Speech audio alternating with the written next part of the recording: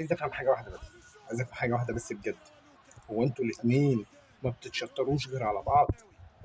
فريق الجزائر وفريق الاردن عملوا ماتش عالمي قصاد بعض، الاثنين ابدعوا. فين الكوره الجميله دي من اول البطوله؟ فين الحلاوه دي قدام الفرق اللي اتبهدلتوا منها؟ فين؟ انتوا لو كنتوا لعبتوا بالمستوى المهول ده من اول البطوله كان زمانكم في حته تانية خالص. جايين تتشطروا على بعض النهارده؟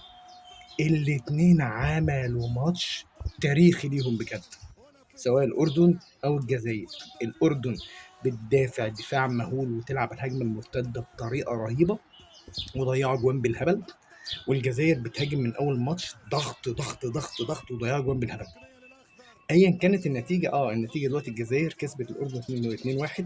بس بجد كان ماتش جميل جدا جدا جدا. انتوا فين يا شويه؟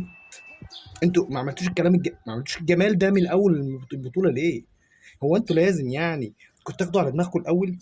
ايه ايه ايه، مصر شجعتكم الحمد لله، بس بعد ايه في الاواخر؟